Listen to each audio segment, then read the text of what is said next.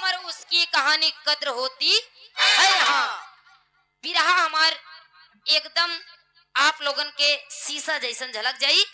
कहानी यही से शुरुआत बा। नजम के भाव लगा था मास्टर, भाव लगा था मास्टर साहब कैसे।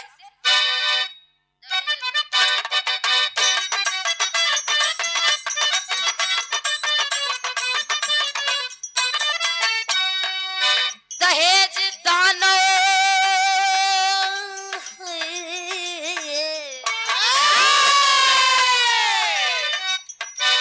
दहेज दानो तेरा सत्यानाश हो जाए, दहेज दानो तेरा सत्यानाश हो जाए, हर आदमी का प्रेम में विश्वास हो जाए।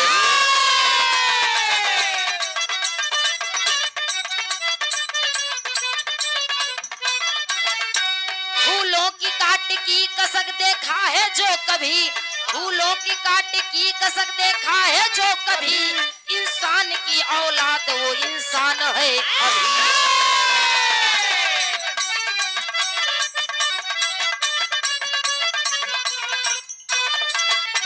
मेरठ का रहने वाला है, मेरठ का रहने वाला नरेश कोहली, बबीता थी नई दिल्ली की कच्ची कोमल कली।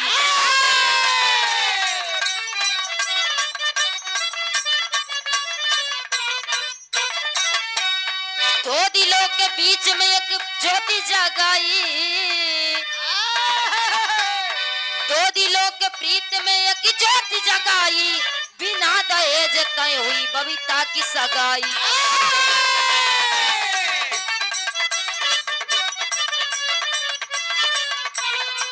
शशि समाय अनुपम छटा थी, शशि समाय अनुपम छटा थी, डोर फंस जाए जहां, शशि समाय अनुपम छटा थी, डोर फंस जाए जहां,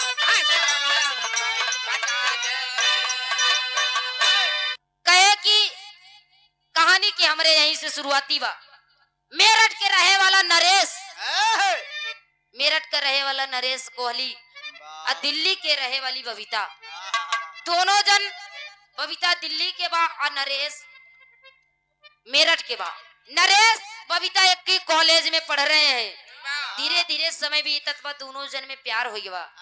जब प्यार हो गया तब बबीता ना नरेश की बिना रही पावती बा और न नरेश बिना बबीता की। दोनों जन में इतना प्यार हो गया एक दूसरे के बिना नहीं रह पावत है। धीरे धीरे एक दूसरे को लेकर कसम खा लिए, वादा कर लिए कि बबीता, नरेश कह रहा है कि बबीता अगर मैं शादी करूंगा तो तुम ही से करूंगा, वरना शादी मैं किसी से नहीं करूंगा, ये मेरा वचन है। दूसरे में प्यार हो गया। बबीता कहा कि हम तोरे बिना ना रह पाई। नरेश कहा था ये हमार सोची रही, हम तोरे बिना ना रह पाई पगली, तू काहे परेशान हो। धीरे धीरे समय बीतत बा, कक्षा 10 में पढ़त हैं दोनों जन। धीरे धीरे समय बीतल बा, 12 में जब दोनों जने पहुंच गए, जब 12 में पहुंच गए, इधर जब 12 तक वो स्कूल बना रहा, तैयारी होत बा, बबीता आई के अपने घरे अपने माई बाबू से बतावत बा। इधर नरेश अपने माई बाबू से बतावत है कि बाबू हम एगो लड़की से प्यार कैले हई, हम शादी वही से करब। बिरहा में एक लाइन तरज बदला था, कैसे।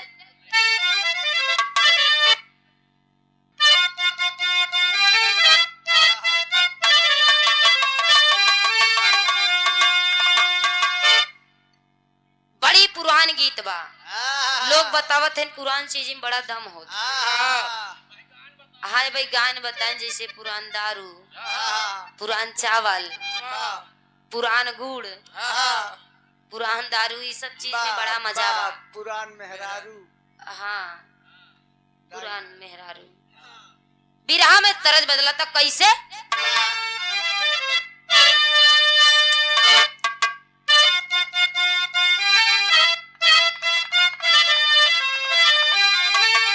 ये तरज के लाइन बा, अरे हाथों में मेहंदी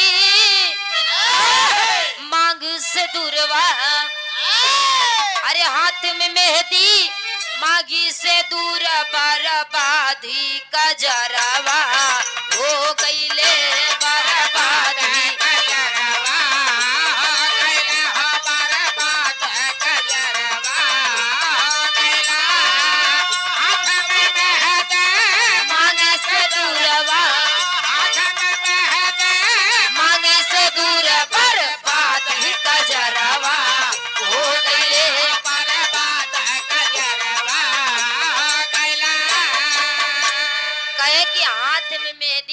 में से दूर बर्बाद कजरवा हो गईले।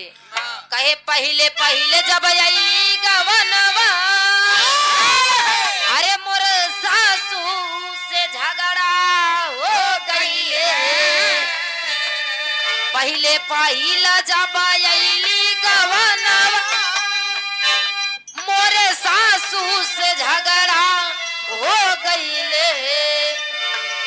बारे बाला मा पारा दे सवा में छाए बारे बाला मा पारा दे सवा में छाए करावट में सबेरावा हो गईले हो करावट में सबेरावा हो गईला हो करावट में सबेरावा हो गईला। बारे बाला मा पारा दे सवा में छाया बारे बाला मा पारा दे सवा में छाए करावट में सबेरावा हो गईले करावट में सबेरावा हो गईला। लेकिन इधर बबीता के पिताजी आसन लगाई के अपने दुआरी पे बैठा है। इधर नरेश के पिताजी अपने घरे से जात हैं बबीता जी के घरे। कहे बिन दहेज के शादी होई अरे बिन दहेज के शादी होई दोनों समधी के मनावा हो गईले हो दोनों समधी के मनावा हो गईला दोनों समधी के मनावा हो गईला।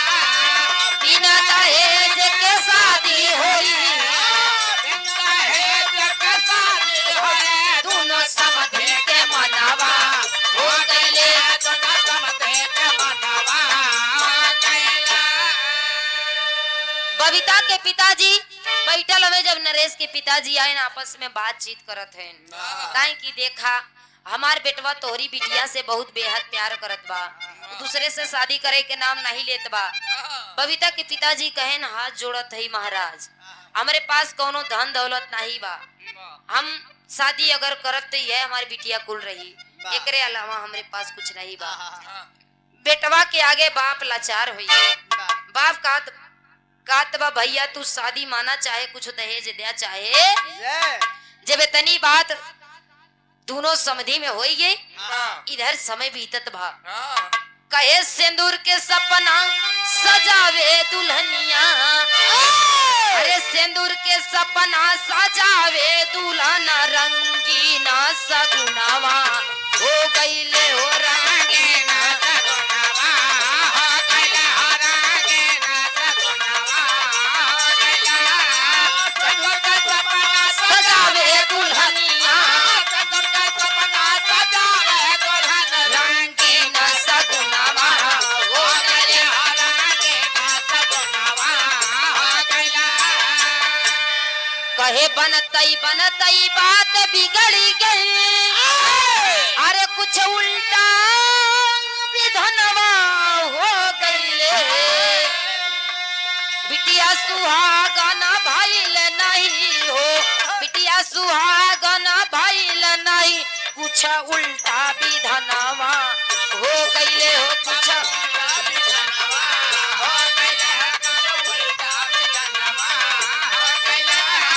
बिटिया सुहागना भइल नहीं हो बिटिया सुहागना भइल नहीं कुछ उल्टा विधनवा हो गईले कुछ उल्टा विधनवा हो गईले। समय बीतत बा दोनों जन शादी तय कई के अपने अपने जब घरे आए इधर धीरे धीरे समय बीतत बा। बबीता के पिताजी के तबीयत बड़ा खराब बा बबीता के पिताजी की तबीयत खराब बा बड़ा सीरियस हवे। बबीता के पिताजी जब सीरियस हवे कहा तमे कि ए बिटिया अब हमें ऐसा एहसास होत बा कि हम अब ना रहब। बबीता रोने लगती है साथियों यही कहकर कि बचपन में मेरी माँ गुजर गई और जब मैं शादी के योग हुई मुझे कुछ आशीर्वाद की जरूरत है तुम्हारे पिताजी भी इस दुनिया में नहीं रहेंगे। इतना ज्यादा सीरियस है बबीता रोवत बा सोचत बा धीरे धीरे समय बीतत बा बबीता परेशान बा। इधर बाबूजी ई दुनिया छोड़ के चल देलन दुनिया के छोड़ के बाबूजी पराई गईलन। इधर बबीता बड़े दुख में बा कि हे विधाता ए परमात्मा ई बतावा अब हमार देखभाल आखिर के करी। हमारे एक ठू भाई बा, एक ठू भौजाई बा, केतना कुल का करी। बबीता बड़ी टेंशन में बा। धीरे धीरे समय बीतत बा, बिरहा में तरज बदल गई। कैसे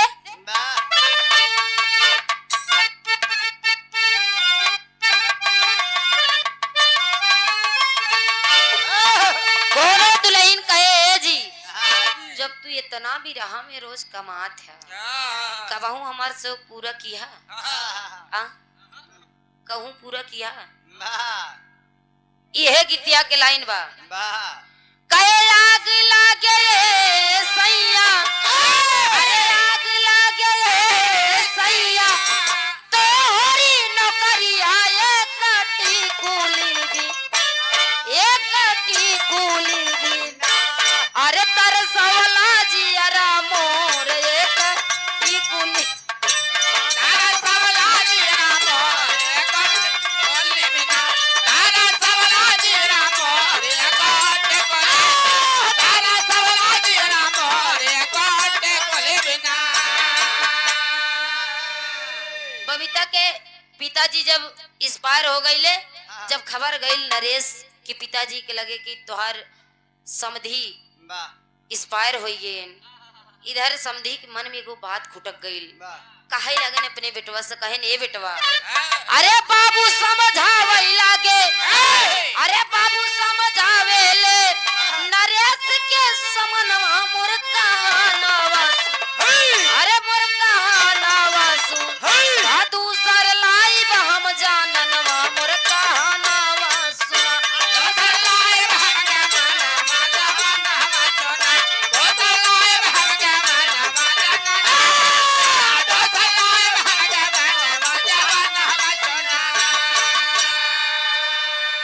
बेटवा उ इतनी कुल अच्छा नहीं नार बा। ओकर शादी तय कह दे, तू अपने बाप के खाई गई। ओकर बाप खत्म हो गया, हम उ घरे शादी बियाह ना करब, अब तो हर शादी हम दूसरे जगह करब।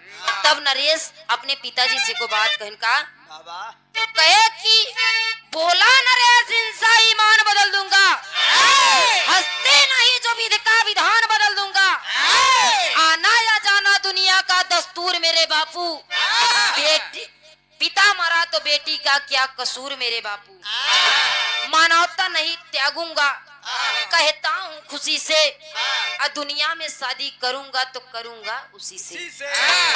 जब इतनी बात नरेश के पिताजी नरेश के सुनेन, कहे लगन कि ए बेटवा, तुम्हारे अब प्यार के भूत सवार बा, तो के बाद में समझ में आई आखिर लड़की कैसन बा। फिर हम एक लाइन तेरी बदलत का, अरे मेहनवा मारी सारी दुनिया,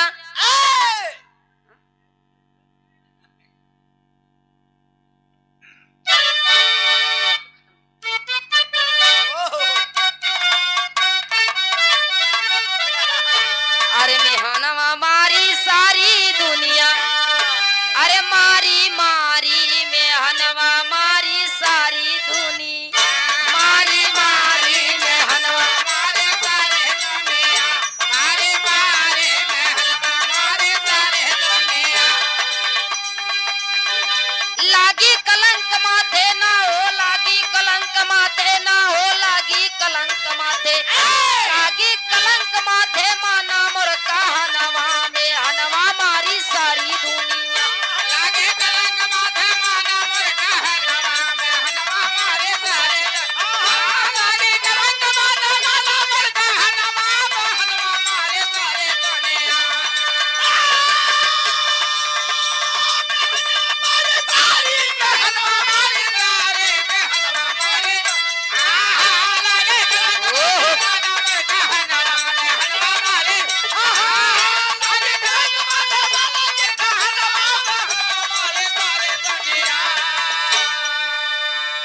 मेहनवा मारी सारी दुनिया, लागी कलंक माथे, माना मोर कहनवा मेहनवा मारी सारी दुनिया। नरेश कहे कि हमके लोग ताना मरिए कि उ लड़की से प्यार कैला है लेकिन निभाई नहीं पैला। कहना है का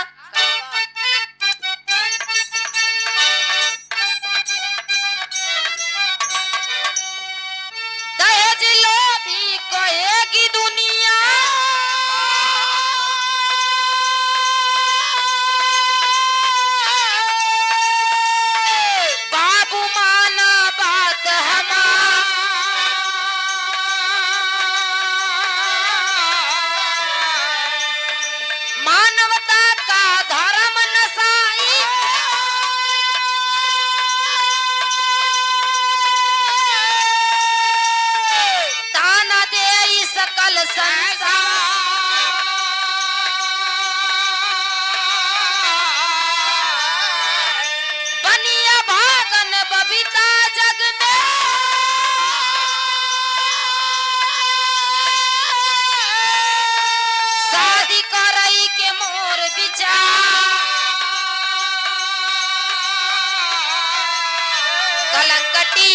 लगी माथ पे, कलंक टीका लगी माथ पे, बाबू माना बात हमार। कलंक टीका लगे माथ पे, बाबू माना बात हमार। कलंक टीका लगे माथ पे, बाबू माना बात बाबू माना बात, बाबू माना हमार। कलंक टीका लगे माथ पे, बाबू माना बात, कलंक टीका लगे माथ पे, बाबू माना बात हमार। नरेश कहने लगा कि दुनिया की संसारी समाज हमके ताना मारी, ई दुनिया में बबीता अभागन बा, बबीता के माई बाबू नाई है, अगर हम शादी करब तो बबीता से करब, वरना हम शादी किसी से नहीं करब। धीरे धीरे समय बीतत बा, समय शादी के एकदम नजदीक आई गवा। 19 तारीख के शादी बबीता के डेट रखाइल बा 19 मई के। इधर देखा थई 19 मई के शादी बबीता के तय बा। धीरे धीरे समय बीतत बा, हल्दी के दिन आ गेल, जेके कहते हल्दी रसम, जेके कहते मायन। बिरहा में एक लाइन तरज बदलता, कैसे मास्टर?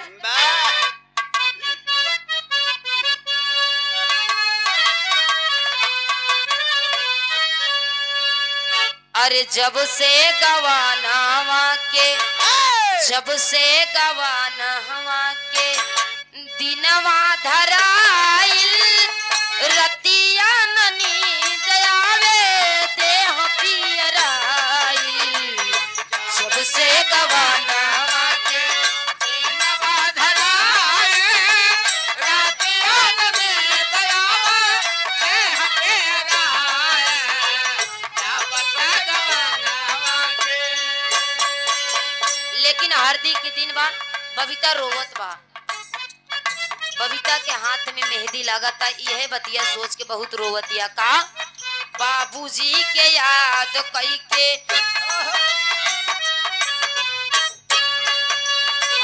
बाबूजी के याद कई के रोवता करीनावा, बरसे लयखिया जैसे बरसे समानावा। बाबूजी के याद कई के रोवता करीनावा, बरसे लयखिया बरसे समानावा। बाबूजी के याद कई के। बबीता परेशान बा, अपने पिता की याद कई रोवत बा। दिल में यह चलता है कि ना तो हमरे माई ना तो हमरे बाबू, आखिर हमार शादी कैसन पार हुई। धीरे धीरे समय बीतत बा, बबीता अपने हाथ में मेहंदी लगवावत बा, इधर मेहंदी इधर आंख से आंसू नहीं रुकता। बिरहा में एक लाइन तरज बदलता, का मास्टर? कोनो दुल्हन ओकर पिया शराबी मिल गवा, दुल्हनिया कहे का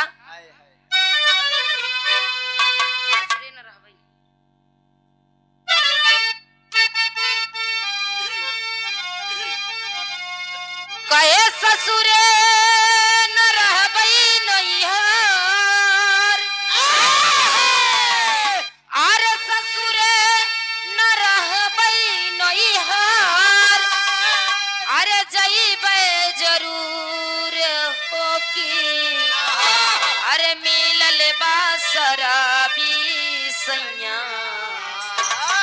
मिलल बा शराबी सैया, नसवई में चूर हो की, मिलल बा शराबी सैया, नसवई में चार के, मिलल बा शराबी सैया, नसवई में चार के, मिलल बा शराबी सैया। बबीता रोवत बा, इतना परेशान बा। धीरे धीरे बबीता के तबीयत खराब होत बा। भौजाई आई के कमरा में एको बात कहलस, का आखिया से भीजी हो गईल,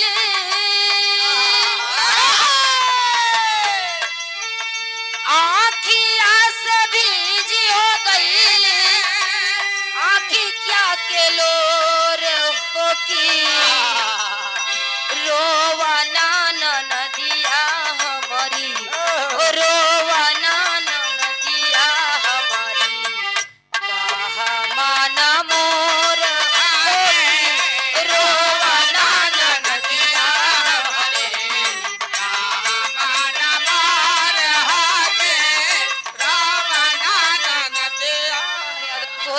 किस्मत में जवन होई एक दिन जरूर मिली।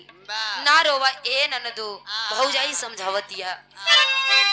जाबरी पिता से कही के तो हरो सजनवा, जाबरी पिता से कही के तो हरो सजनवा, जाबरी पिता से कही के तो हरो सजनवा, लाई के बरात यही है तो हरे गानवा, ले के बरात यही है तो हरे गानवा, लाई के बरात यही है तो हरे गानवा, जाबरी पिता से कही के तो हरो सजनवा, ले के बरात यही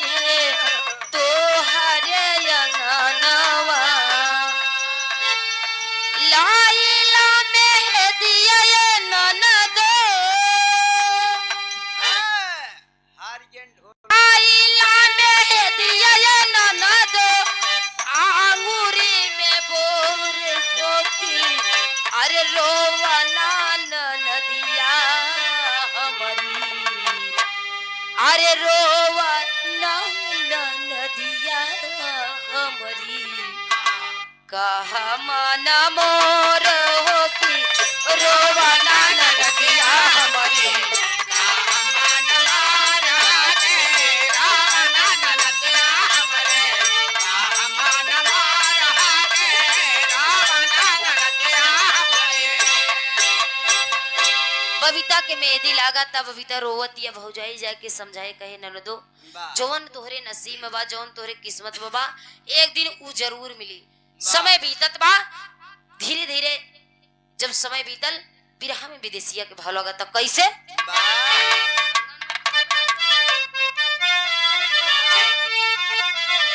अरे कंगना कलाई सोहे,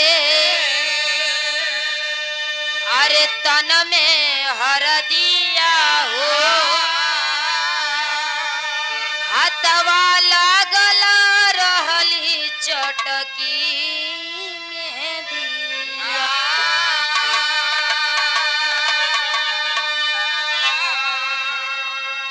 पूजा वाले घरवा में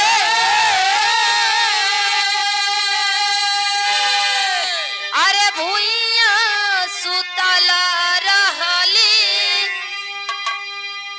अरे भारी हो नहरिया का रावेला गरीबिया,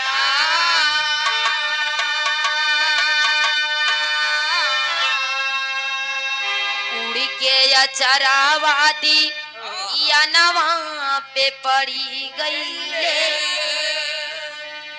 अरे जरे लागल देहिया टूटल तब निदिया,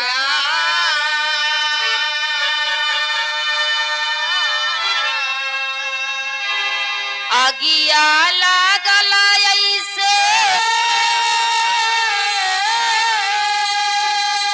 अरे जरिगा करमावा हो, अरे हो गईली बेहोश बबीता बिहाने बखतिया,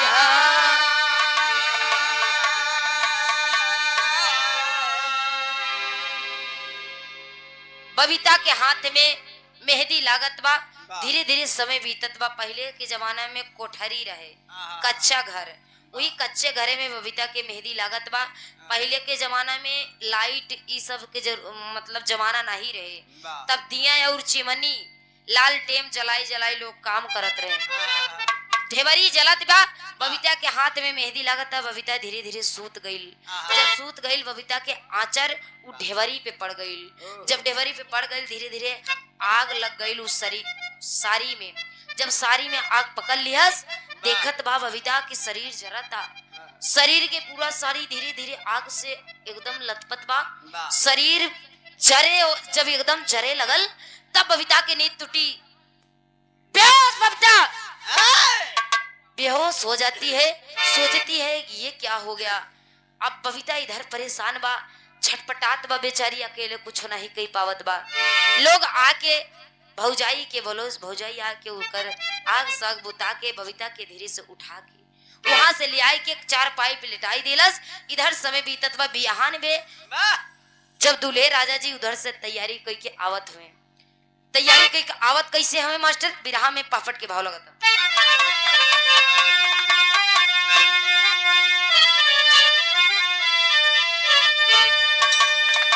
अरे लइके बराते आ गईले बिहानवा दुल्हे राजा हो, लइके बराते आ गईले अरे बिहानवा दुल्हे राजा हो। अरे निकलई चाहे बबीता के पारनवा दुल्हे राजा हो।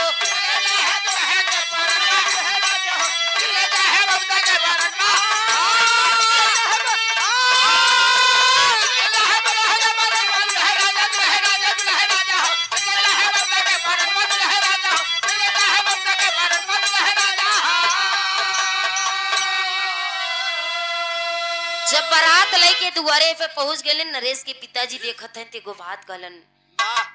नरेश के बाबू बोले बेटवा अरे माना नहीं बतिया हो, अरे अब ही सब गली मत बाटे लौटाइला बरतिया हो। अरे लइके बराते आ गईले तब दुआरवा दुल्हे राजा हो। अरे निकलई चाहे बबीता के परनवा दुल्हे।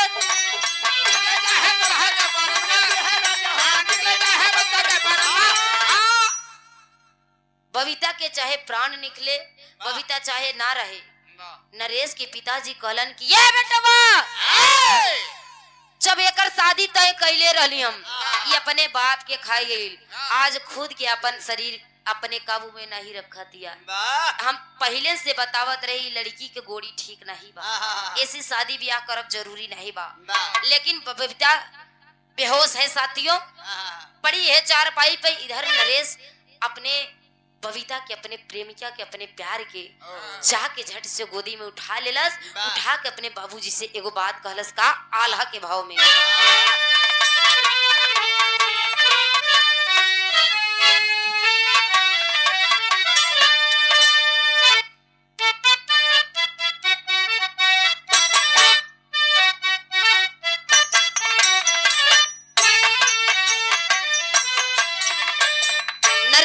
पिताजी से कहा था कहेला नरेश ना का ले सो हमरे बाबूजी।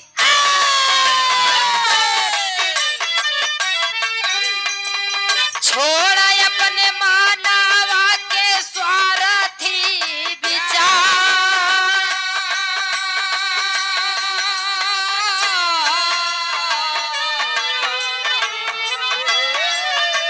शादियों विवाह बारो बार नहीं होला ये पंचो।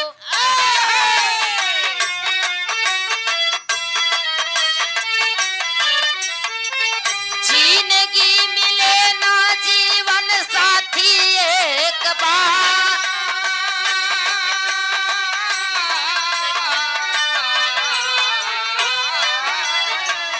जवन जीवन साथी संगे जीवन साथी संगे पड़ीगा बियाहवा ये बाबू।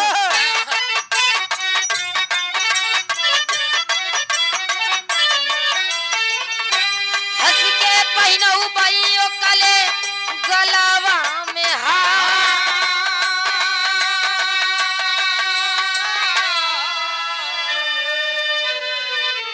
नरेश अपने पिताजी कहने लगे कि शादी ब्याह बार बार नहीं होती है, ना तो बार बार इस जीवन मिली, हम जैसे प्यार करे ही वही से शादी करब। ऐ साथियों पिताजी लाचार हो गए। नरेश कहने लगा अगर तुमको जाना है तुम जा सकते हो, हम इनसे प्यार किए हैं, हम अपना साथ जरूर निभाएंगे। जब इतनी बात कहने लगा बारे जमाना मेहरी के आगे माई बेकार हो गई।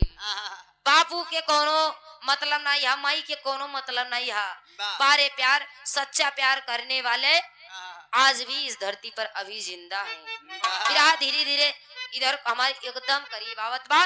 बबीता के उठा के बेहोशी शरीर को लेकर नरेश चल देता है हॉस्पिटल में। हॉस्पिटल में ले जाके वहां पर सुई दवाई करवाता है। धीरे धीरे जब बबीता स्वस्थ भइल, धीरे धीरे जब बोले लगल बबीता, बबीता देखा तिया कि बबीता नरेश के गोद में। जब देखा तिया बबीता तब रो के को बात कहलस। का कहलस? अरे रो रो बोली बबीता रानी, झुर झुर बहे नयन से पानी। रो रो बोली बबीता रानी, अरे झुर झुर बहे नयन से पानी। तो हमारे मांगी के सिंदूरवा सवारा सजा।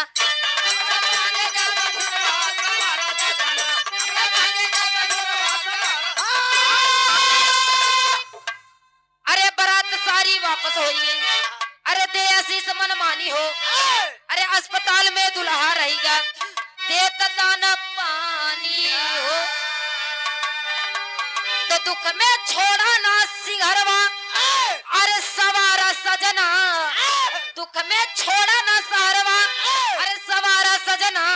तो हमारे मांगी के सिंदूरवा सवारा सजा। बबीता कहने लगी कि मेरे पति, मेरा प्यार, मेरे दुनिया, मेरा सब कुछ तुम हो। आज ये अगर बबीता के नई जिंदगी मिली बा तो ई नरेश तुहार देन हा। तोसी हम प्यार कैले हई। बारे प्यार करे वाला जब उधर नरेश अपने प्रेमिका के स्वस्थ कर दिया, डॉक्टर साहब से हाथ बिनती जोड़कर दुई सवाई सवाई दू दू दवाई और सुई करवा के स्वस्थ कर दिया। इधर बबीता कहने लगी कि मेरे साथी, मेरे साजन, आप इस हाथ से मेरे मांग में सिंदूर डालिए और मैं आज आपको पाकर धन्य हुई। बारे हमारा प्यार, बारे हमारे साथी, बारे हमारी दुनिया। बारात सारी वहीं से वापस हो जाती है, लेकिन नरेश अपने प्रेमिका को नहीं छोड़ता है। इसलिए कहा जाता है पिताजी धने के लालच में पड़ा हमें, दहेज के लोभी पापी। दहेज के चक्कर में बबीता के खोवे के चाहत रहे, लेकिन बार प्यार करने वाले, अभी इस धरती पर प्यार करने वाले कुछ इंसान जिंदा हैं। अगर ये विश्वास नहीं होता, प्यार नहीं होता, तो शायद ये दुनिया नहीं होती। लास्ट छाप में कहे के बाद नरेश अपने दुल्हन के ले जाए अपने घरे में धीरे से जिंदगी बितावा था। इधर बारात वापस चली गई। कैसे?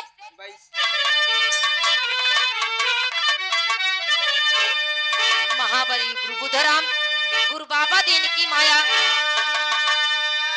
कथन किया कवि हरिचंद्र जी। अरे भाई हमारी टीम ने सजाया हो, अरे राम में हनवा मारी सारी दुनिया, ए पंचों में हनवा मारी सारी दुनिया। प्रियंका ओ प्रियंका उड़ी जाई एक दिन आई सुगनवा में हनवा हमारी सारी दुनिया।